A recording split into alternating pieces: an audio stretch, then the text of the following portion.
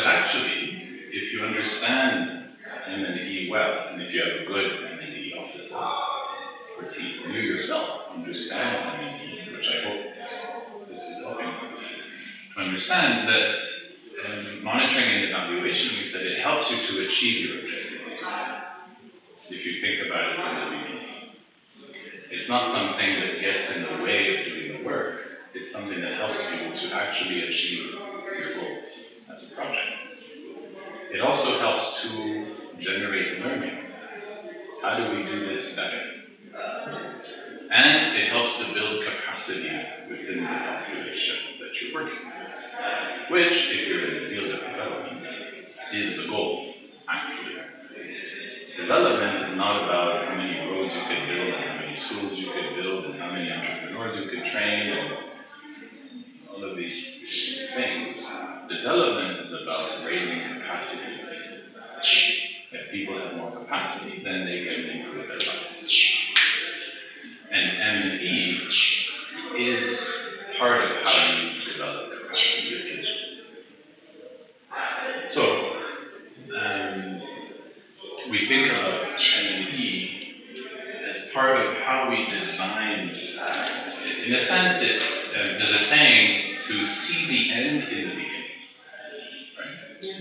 You know that saying? Yeah. No. So, in M&E, part of the reason it's so powerful in the design stage, before you even, as you're defining your project, is it forces you to think about the end in the beginning. To say, what am I going to measure? What does, we all say we want to empower the Girl Scouts, okay? What does that mean? How will you know? You have all these wonderful ideas and you're going to go and do this project and it may go wonderfully, and at the end of it, you say, okay, have you succeeded? And you say, oh, we had these wonderful activities, and you can give me all sorts of reports and beautiful stories and pictures and testimonials and all these things. And I say, yeah, but have you actually made a difference? So how many girls? And you can't tell me because you didn't know how to measure it, and you didn't plan in the beginning how you would measure anything. So at the end, you actually don't know what impact you had. It might be very good, might not, but you don't know. You didn't think about the end. That's what we're trying to do. You want to think about the end and the beginning. So the reason I was going on here is I wanted to place this in our overall project life cycle. So much of this happens in this definition. Well, the needs assessment, the identification and definition. And then the proposal, I'm trying to remember how they place it. I guess the proposal would go in here. Once you get approval for the proposal, then you start setting up the project. You don't start setting up a project for which you don't have approval. So the proposal is the gate, decision gate. Do we now go to start setting up? Well, do we have approval yet? No. No. If yes, then yes, you can proceed. So once you get approval to set up, this might be like probably more, I guess there's always a little bit of you have to see in your particular circumstances, but somewhere around there. And the evaluations themselves, doing the evaluation is an implementation activity. In the plan, there will be all the activities you have to do. You have to conduct the training, set up a nursery, dig some borehole, whatever. Right? But also, one of the activities will be collect monitoring data. Is an activity. It's one of the things the project has to do. On such a date, we have to go collect blah, blah, blah data, according to our monitoring plan. This is the plan. The implementation is someone goes and does it. So actually, the evaluation is an implementation. So this is the D. Right? And then the lessons learned, we evaluate, we think about the data. Are we on track? Are we doing well? Is there something we need to change? So you go this is kind of a B2C sort of, do we need to change anything of our design? So then it becomes, this is a cycle, kind of. And actually we said, if you remember, that there was a slide, this little slide here that no, here.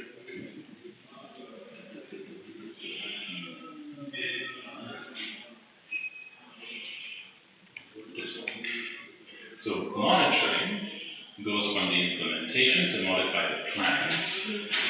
So we had, I put them together, but there was a mid evaluation and there was a final evaluation.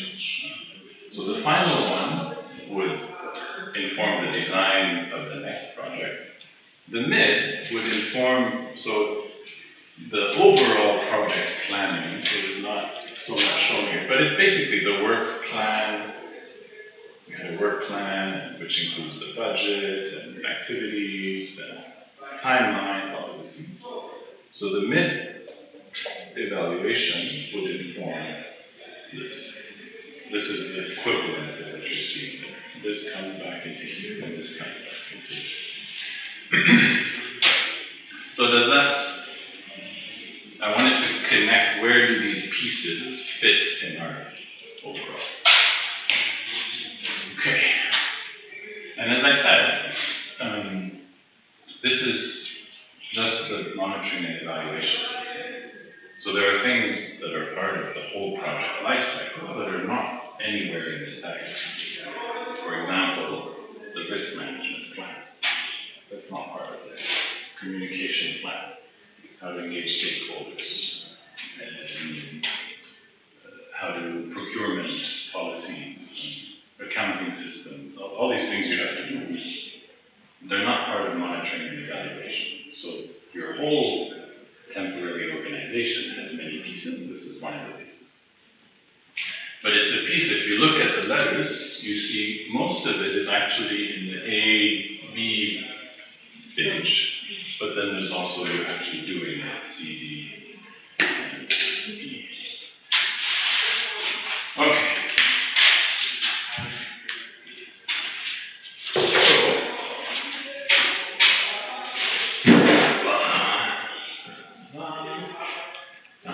So we have left off with this. So I'm going to let you drive now.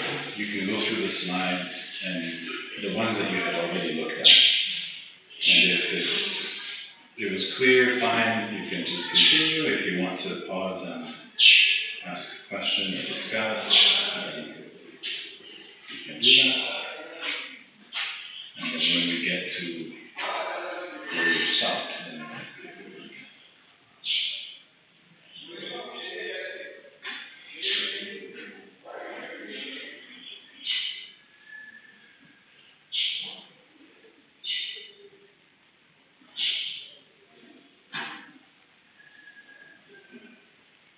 did this all make sense? It does.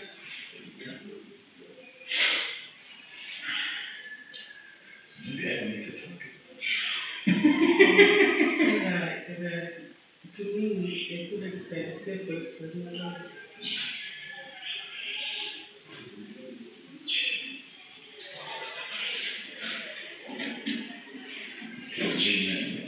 You take 2 fingers and you stretch them.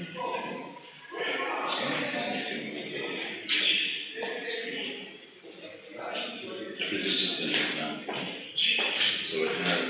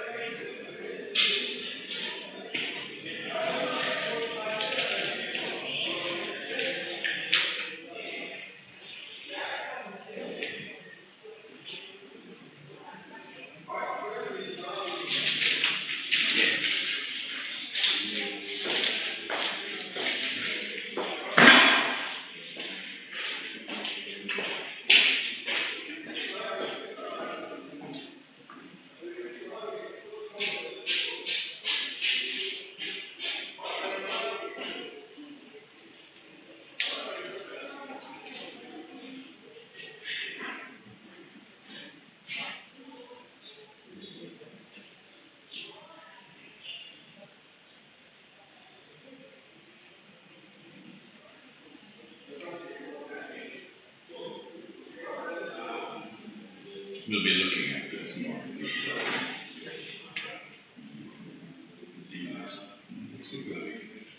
Okay, the budget that was proposed, the year budget.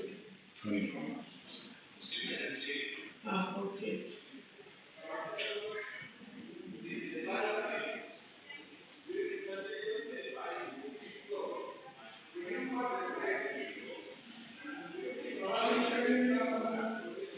Wait, 2 fingers?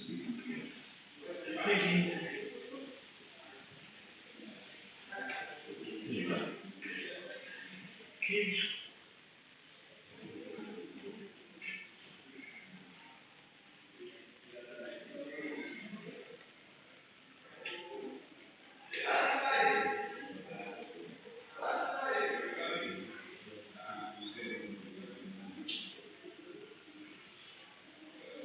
How do we make the regional framework? I think there's some more slides coming that will explain it more. So the key idea from this slide, obviously all the arrows are going down. So the idea is you start with, it's again this principle of to see the end in the beginning. And so what do I do should be informed by what do I want to accomplish. So the idea is you start with what is, first you have this needs assessment, so you clarify the vision. From there you can set a goal. From the goal you can set objectives. From the objectives, then you know what are the outputs of the activities that will achieve the objectives. From the outputs, then you know what the activities are you have to do to get the outputs. Once you know all these things, then you can create indicators, which are things you will measure. Once you have all this, then you can create your work plan and your budget. So the idea is you should go through this systematically. Now, logically you're going like this. Of course, when you're creating the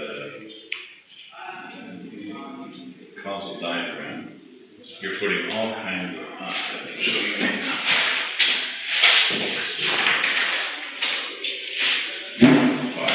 This is how it is.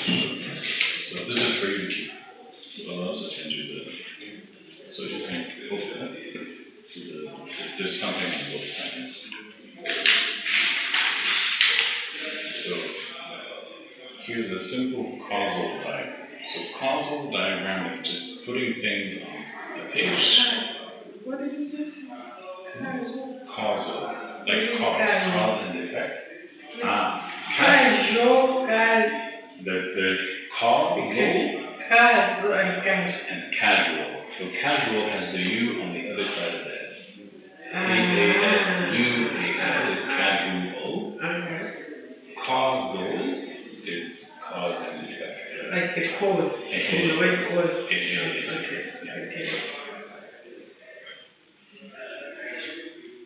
This was about a training on some of the self-interest in productivity.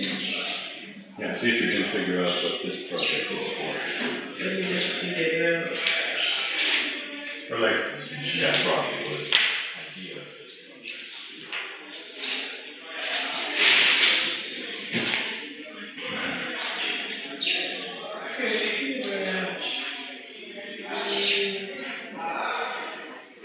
The project to where and how training farmers on how they should get, soil, how they should get the soil for them to have a good chance.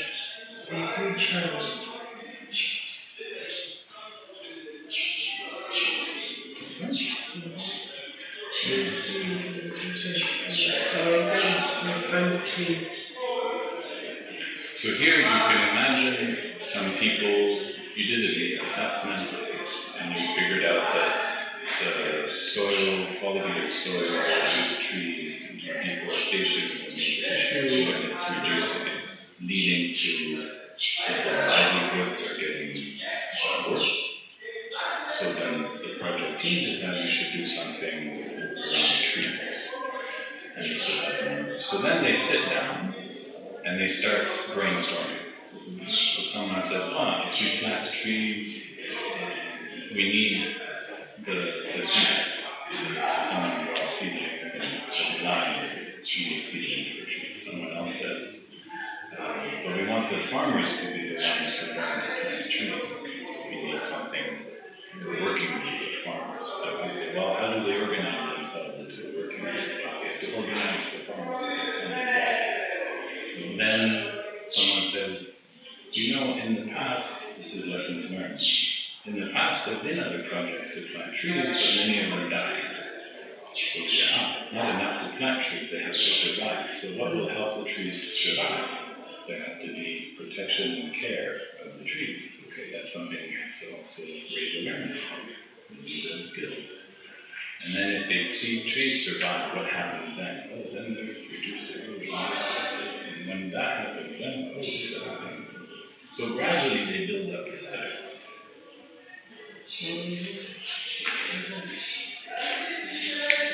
Then, this is what goes into a logic diagram. This is in general, what kinds of things go under, what do we call an impact, what do we call an effect? So an impact is a change in the state of the community. And it might not even be something measurable. And it's something that your project by itself is not going to completely change. But you want to contribute to the change in this state of the community. There's a lot of disunity and conflict. Our project is to help reduce conflict, increase unity. Or there is very poor income level, people have low wealth or low access to food. We want to increase that they have access to food. Not just access to food, we want them to be for education to increase. So these very high level effects are, so in order to achieve this change of the state of the community, how the community is, how do people, what needs to change for people? They have to have more knowledge, behavior, attitudes, more access to certain resources, increased capacity. So this is how do people have to change in order for the community to change. And so then, on the back of this let me come back to the concept. Let's stick with the symbol. So then we go from the causal diagram to a logic diagram, which is we take all the same things, we just arrange them in these according to this logic. Things on the left cause the things on the right. So this is a cause, that's an effect.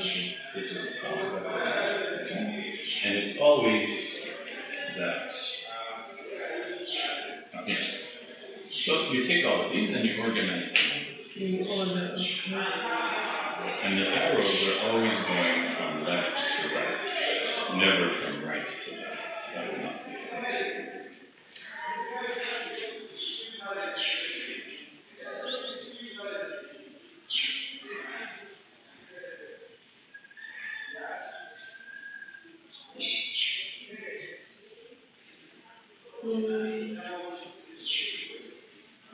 All the arrows. I think it gets from the left to right. You think what? So you have to, at the end of it, roll up the after we have done the paper, we can relate again to if we are really doing it. Just the trees to survive for them to produce this image. And you can go back to see what they really doing in the morning when they want to monitor. So that monitoring, what do we need to monitor in order to make sure that this is happening? That's the next step. So this step is just the logically, in order to achieve what we want, which is increased income, production, and so on, what do we have to do that leads to this. So if you tell me I'm going to organize farmers, then I say, how does organizing farmers lead to more income? It's not obvious. So this wants to say, well, if I organize them into working groups will ensure that trees are protected and cared for. The trees will actually be planted because we have more activity. That then we have more surviving trees. This will produce these effects, and that leads to the effect of now I see that you have a sound understanding of how you believe you can produce or contribute to income. You may or may not be correct, by the way. This is how we think the world is. If I do these things, then this is the cause and effect. You remember we said there's the real world and there's my perception of the world. And if there's and as we monitor, we see if there's a gap and then we can adjust. And sometimes the adjusting is to say, you know what, to protect and care for trees, it's not enough to have a working group. There's also some other thing we have to do. And that's what we mean by my understanding of reality improves when I figure out, this is not the most important cause. There's another cause I have to add, and so on. Because the cause it's because the cause is not bad. Because the trees, we're not surviving, just what because when the farmers were there, healing happens that the trees to survive, not the farmers were really taking care of it. Not in, like, what do you call it? Let's find out. Because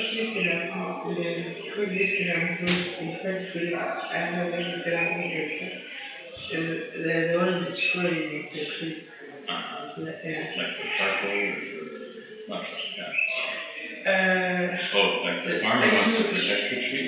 Actually, the farmers were, like, they were honoring them for us to have this effect, for the trees to survive.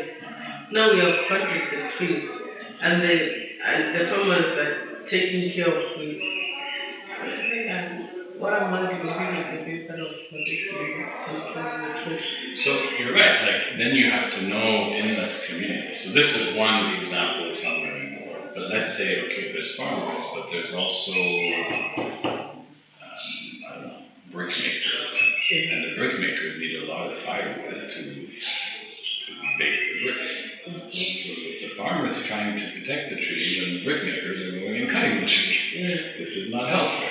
So we say, so then as you're doing this, you say, in the causal diagram, we need to add, it's not enough for the farmers to be, we have to also involve the brickmakers and think about, so how are the brickmakers going to make bricks if we say don't cut the trees? So what are they going to use? So now, because if we don't think about it, then we will not achieve the goal.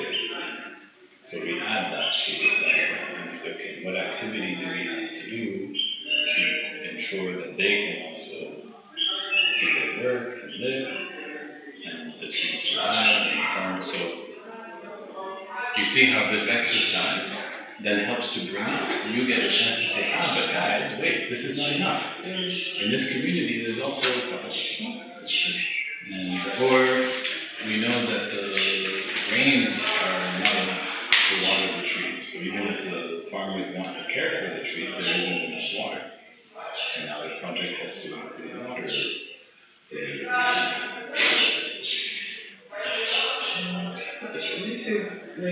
then you go from this one, which is the causal, the logic diagram. So the only difference between causal and logic is here you organize it into hierarchy from left to right. Here you don't worry about the order, you can, so this is a real example from another project. The causal diagram looks like this.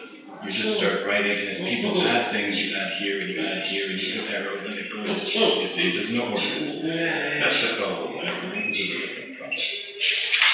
But then somebody cleaned it up, and this is the finalized one. So they took all of this from the board, and then they put it in a nicer, clean, okay, again, the arrows can go in every direction and so forth. Then you take this and you input it, but then you turn it into a logic tag. Put some order into it.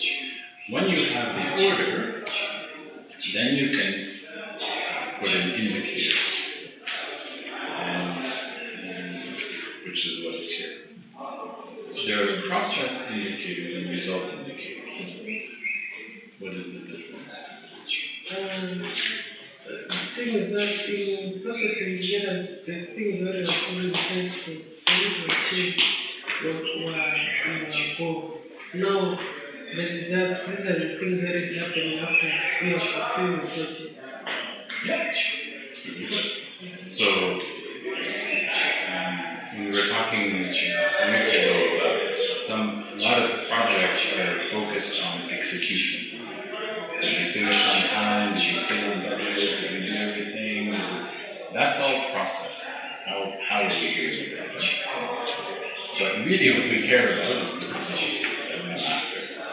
And then people can argue, should we monitor the project or should we monitor? So in the very beginning, in the 60s, people monitored the project. And then they realized we're not getting the results. So they said, no, we should actually monitor the results. So they focused on this only. But then projects started to not go very well because execution matters also. So now we say there's both process and results. Both have to be monitored.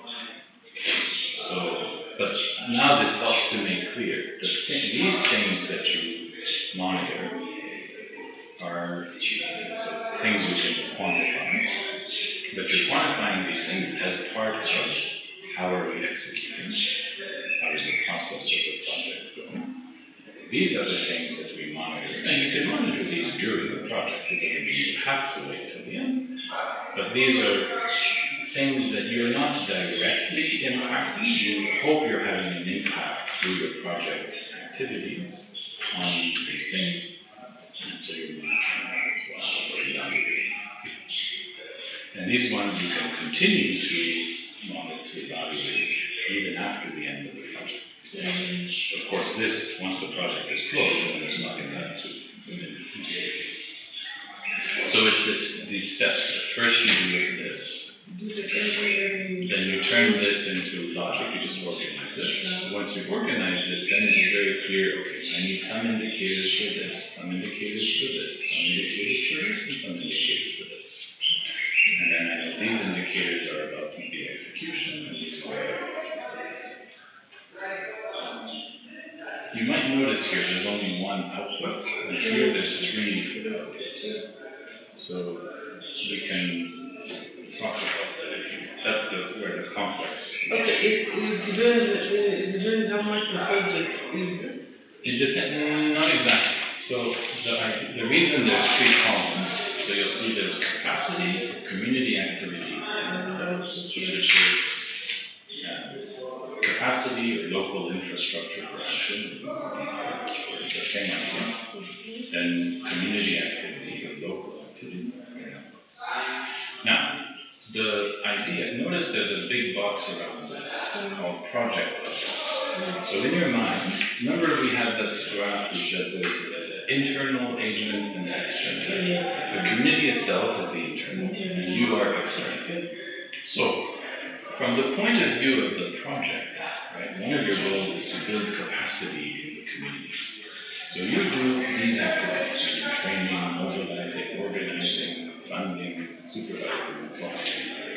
And the outputs, what you hope will happen, is that capacity will be built in the community, they will start doing things, that will produce outputs. All of that is an output from your point of view. You have done training, mobilizing, and so on. So the community starts to build capacity, that's the result of your activity. But from the point of view of the community, they have for them, like I'm receiving training now, we formed a farmers group. That farmers group is beginning to have meetings and go out and plant some trees and care for them, and then we have them up. So from in a sense, the community kind of within your project, sort of, not as formalized, but,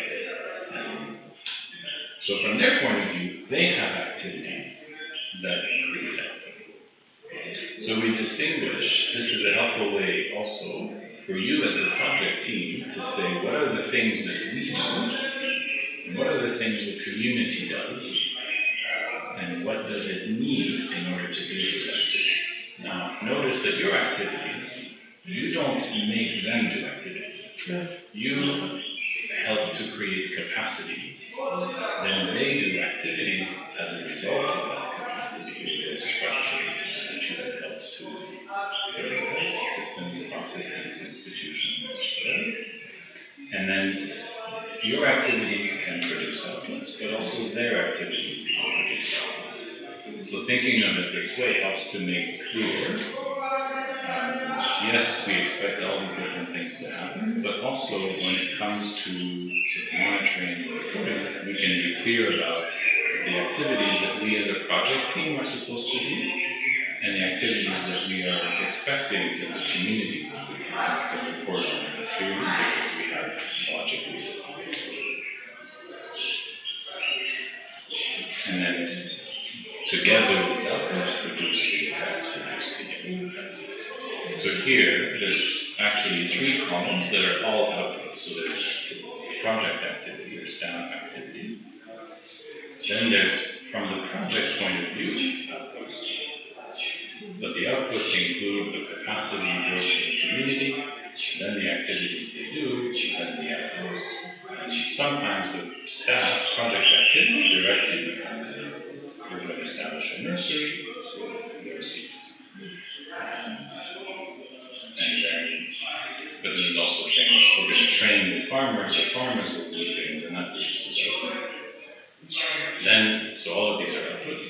Then we have the outputs become effects, and the effects it's not that, it's a very nice, clear way of doing it. And then, where's the last page? Yeah, this is the last page 6.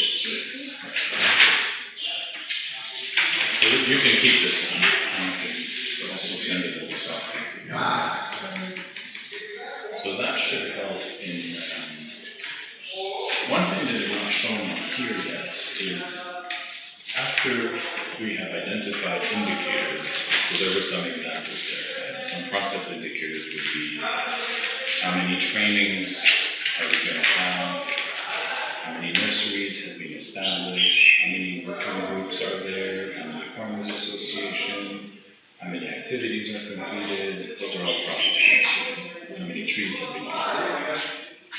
Then the result indicators are how is the land erosion reducing? Is there a reduction in land erosion? Is there an improvement in production of wood, availability of wood, which are, you still have to go in the community, you have to measure pollution, and so forth. So you identify, so at this stage, you're not putting numbers, you're just identifying the kinds of things you measure. Okay, just the description just goes like just after the. So if you base it on this, you look at each of these, you say, if we're going to train farmers, how would I quantify that we have trained farmers? And there may be more than one option. You could say how many trainers, you could say how many farmers, you could say how many hours they're trained. So, yeah, that's the judgment experience, what is the thing? But sort of for each box, you could think of an indicator. I will say in practice, you might think of one indicator or some for each box, but at the end you also don't want too many indicators, or else it becomes a big job to collect all this data, and what are you going to do with it? So that also, I think through experience, you find what's a good number, what are the most important indicators, and what are the ones you want to collect. But you don't just think of indicators now separately. You did all of this, you say, okay, what would be a way of indicating that production will improve? What would be a way, what is something I can measure that tells me that income has improved? Again, there could be many many things you could measure, but we choose one that you think makes sense for your response. What is something that would tell me that there is reduced erosion?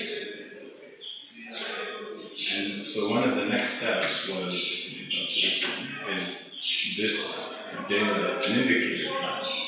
So then there are many questions here. Well, how will I measure? What does percent reduction in land loss mean? And how do I measure it? And how will we measure it? And then you have this more detailed plan, which is a separate document that lists each row as one of these indicators. Every one of these is one row. And then you define what is it, and how are we going to, is it numbers, is it percentages, is it like lab results, quality of water, how do we enter it and analyze it percentage? This is where you actually put numbers, the baseline number, and what is our target. So today we have 30% land loss due to erosion. That's the baseline. We want to improve it, which means we want to lower that land loss. So our target is 20%. Data collection source. Where will we get the data? Are we going to go and measure it ourselves? Or maybe, for some of these we might say, well, the government does an annual survey and they publish the data publicly. So we're going to go and look at the published data every year. Maybe that's my data source. I don't have to go measure it myself. They're going to measure it and I'm going to use it. But we make clear where am I getting the data, how often, and who's going to use it for each of these. So that's the indicators. I want to go back to this one. So once you've identified your indicators, then you start to put numbers. So you say, this is a different example, but to use this one, you might say, okay, we think that if we have 5 nurseries, tree nurseries operating, that should produce, each nursery can produce 10,000 or 1,000 seedlings, and so there should be 1,000 trees planted, maybe 900 trees planted. If 900 trees are planted, we expect with our activities that 80% to 75% should survive. So that's a number that survives. And if that number survives, then we expect a reduction in erosion of percentage. So you try, it doesn't have, you don't know for sure, so you try to best guess, this number should give this number, should give this number, should give this number. You're kind of working through the logic of the diagram. So then the example here was, suppose I said we're going to have 100 new schools. Every school can take 40 students in grade 1. So that's 4,000 students a year. We assume we're planning to have 80% graduation rates. So from 4,000, 3,200 will graduate. In this whatever country you graduated in year 5. Not important. So now we say we have this is what the project will achieve. Yeah. Then this is like process indicator. Now we think the population of the whole region is 1 million, and of whom 10% are literate. 100,000 out of 1 million know how to read and write. So when we do our project, that number will now be 103,200. It's gone up. We still have the 1 million population, we assume. So now the literacy rate is 11%. So I wouldn't go write a proposal saying we're going to start 100 new schools, and these schools are going to raise literacy rate from 10% to 50%. My friend, you have not thought about your reality. Now, does this mean you shouldn't do this? Of course not. It just means you need to start more schools. Yeah. But this is very good. But now you can say, these are the numbers I expect. So then when you go measure at the end, you know that you're expecting 10% to become 11%. If you find 10.9%, you're happy. Or even 11.1%. But if you said we're going to go from 10 to 60, and then you measure 10, it became 11, you'd be very disappointed. So that's because you had a completely imaginary idea of the effect that you were getting. So this becomes really helpful to say, even what looks like a big number, when it's part of a million population, as a percentage, it doesn't look like a big change in percentage. But this is still 3,200 more people are learning to read and write. And if you do this for 10 years, that's now 32,000. So over 10 years, now the literacy percentage goes up by 3% more. Something, 14. So now it becomes 14%. Okay. And then if we add another 100 schools, now we can get to 20%. But then everybody's clear on what does it take to actually increase literacy rates to where we want it. Instead of making big promises and then doing it. How are you doing on time? Probably close to 10, no?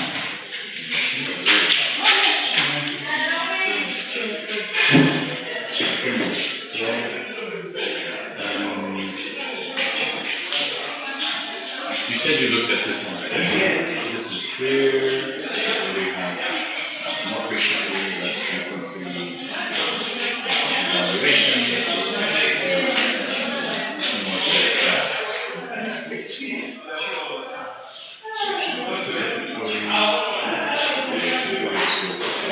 So in order to assess the project, you have to be clear what the project is. And again, having a clear list. Oh, by the way, you asked, how do we write a law firm? This is the law firm. With one small, yeah, basically. So a law firm, now typically, I think we have some examples of this later on. Let me jump to What I've understood from project solution, not from those are the things that need to be done with project, like that. The log frame is a outline of, it's the whole idea of the project, and it shows that you have, as a team, whoever, the design of the project makes sense, that you're doing these activities because you believe they will produce these outputs, which will produce these outcomes, which will have the impact that you want, and you have a plan for how to measure it. And today, nowadays, pretty much every donor agency, major donor agency, requires a log frame as part of your project proposal. It's kind of the heart. Like, if you say, what is the summary of your project? They say, show me your log frame. That is the summary of your project, really. So, let me jump to, so all of these people, they have different words, different terminology, vocabulary for the thing, but they have all of the things, they just do it. And this is the World Bank format, this is the Danish International Development Agency, simple example where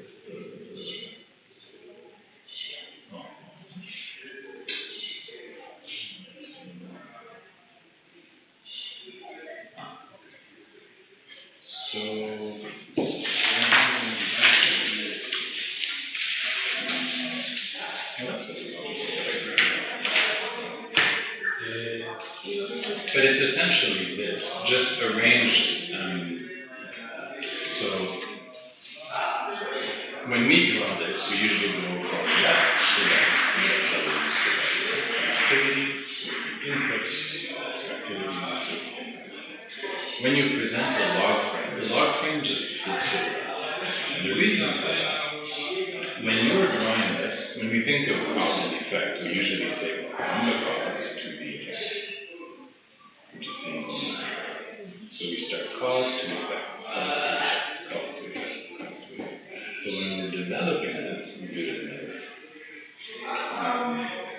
This is mostly internal for the project design team.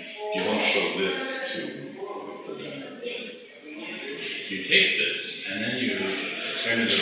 So goal is another way to say it. So usually often there's one major impact you're trying to have.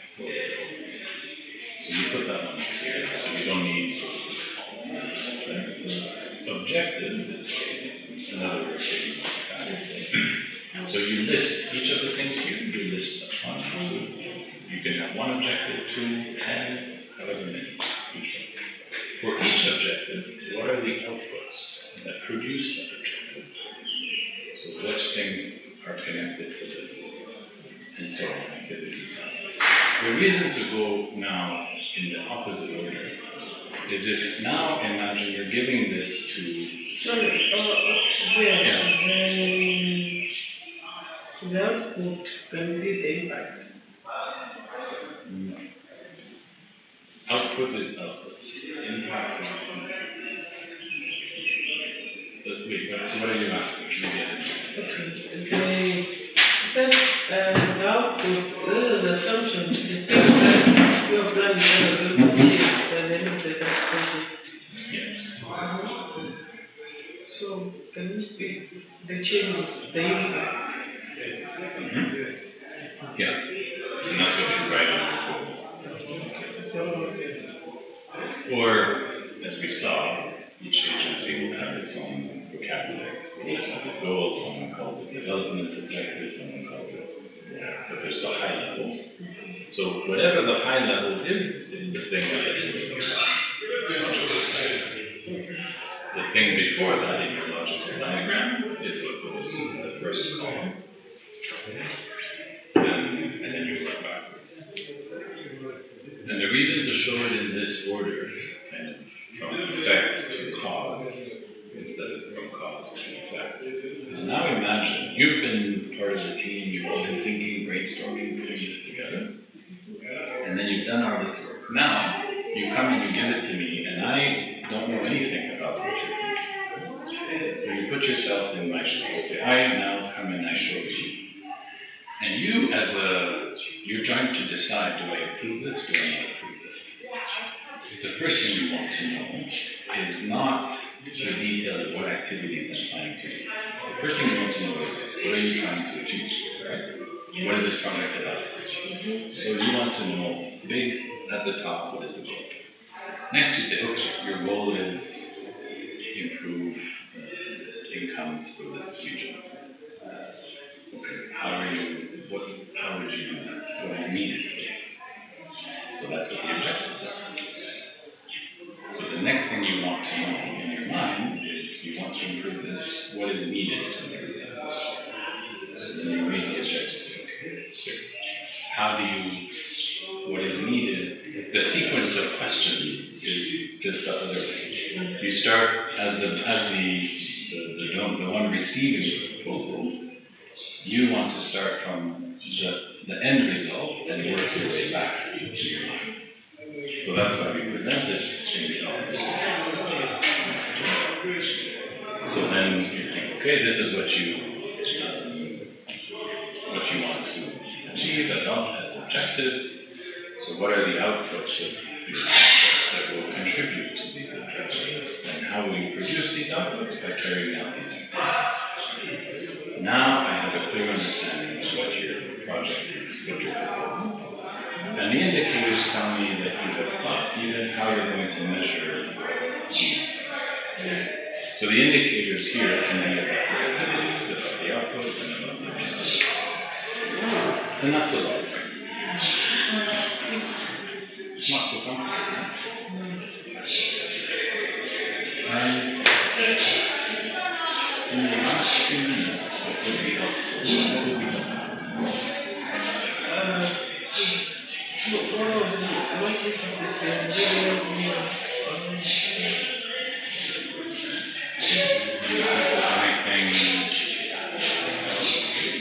So this is reviewing the key activities. So this kind of starts now from, let me just pause. So this was all part of project design. Everything we're doing is part of designing the project. Even identifying the indicators, coming up with an indicator plan. The indicator plan,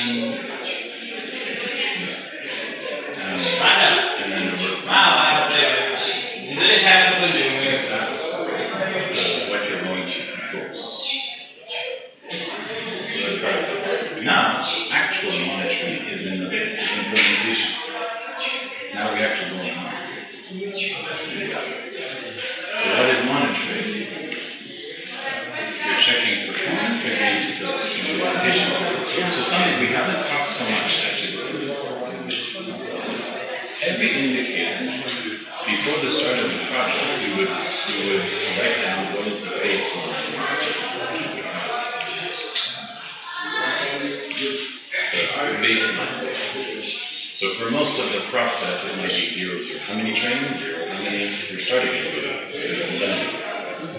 Some of them, maybe there's already something. Some people are trained by previous.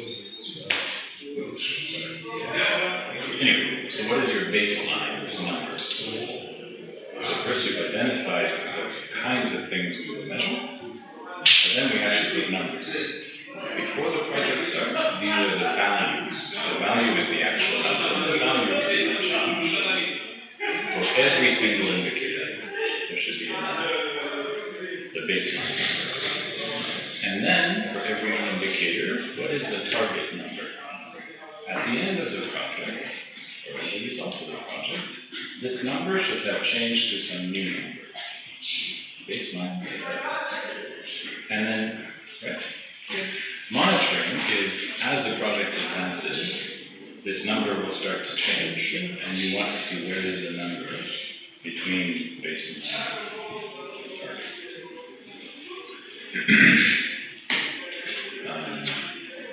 And as you collect and review those numbers, then you also make decisions. Are we on track to get? What is this? It's going to get counted. What do you need to Exactly. Then you can take action. You can say, here we're doing very well, but in this area, we don't have enough seedlings.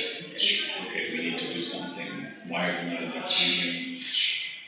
So then as a project manager, you focus your attention on if there's something off track, how do we get it back on track?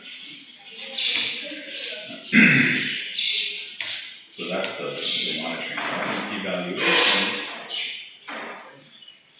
Roughly speaking, I guess monitoring would focus more, not only, but more on the process indicators.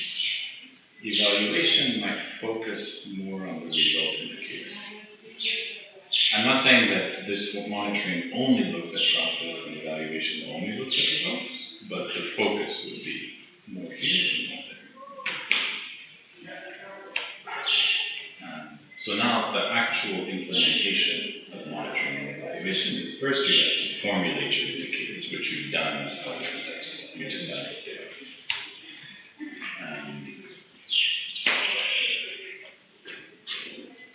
Just click over. So this is the data collection tool. On that previous slide, what is the data collection tool? It's the questionnaire, the form, whatever the thing is that you will collect data with. Then you go and collect data or help others collect data. This is an interesting aspect of the project, development project, by the way. Yes, data has to be collected, but it doesn't have to be the project team. One of the things we help the community build capacity to do is to go collect the data to monitor its own activity. So this is actually also something a project can think about. These are things we will measure. These are things they will measure and share with us. It also helps to create a more stronger participation. So then you conduct this monitoring activity with the community. And you have to, in order to analyze data, usually Excel or some other software. And you can look at some examples how to do that. So you enter the data, you analyze it, produce your reports based on this analysis.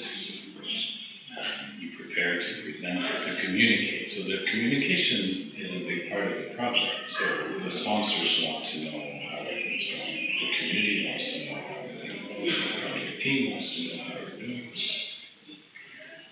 So this preparing, producing a report and preparing a presentation, might be the project manager of the if it's a small project.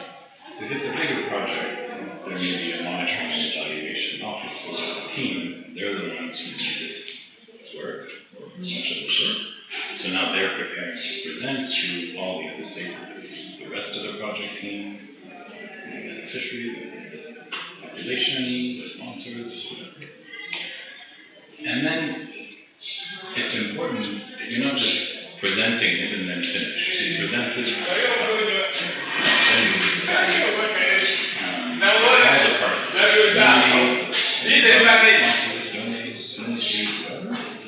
Project team itself. And based on this discussion, we can see the need to adjust any strategy. This is where we close the loop in the learning. We analyze the data, we discuss and understand, and then based on that understanding, we can decide what things to change. And because we're changing something, we can get new experience, new data, so every one of these steps is important to actually achieve that cycle of learning and improving and reaching that target.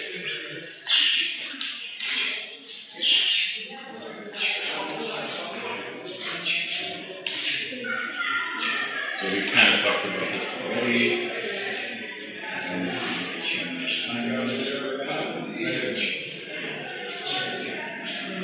You can go through this if you want, and I'll pause and answer questions. So today we're finishing with this slideshow.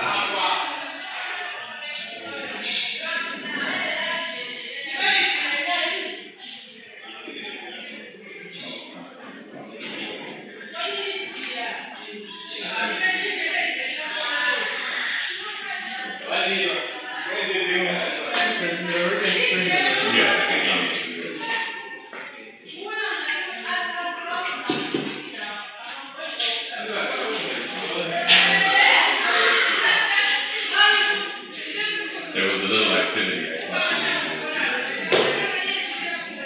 So, as I said, this is available on the project course page. So you can also go through it. It's not a big file. You can go through it on it.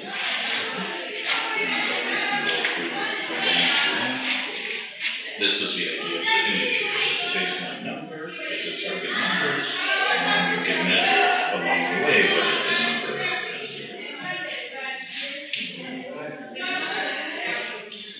So I had this activity as a log frame puzzle, so I gave you all these pieces. And we'll do it next time. This one is a simple log, right? So here are all the pieces. So there's one piece that is the goal, there's pieces for objectives, for outputs, and activities. So you have to figure out what goes where by thinking logically what causes what. So it's a nice activity. So we'll do that next time. And so the assignment for this week is to, you have your concept note already, which is the, trying to remember what yours was.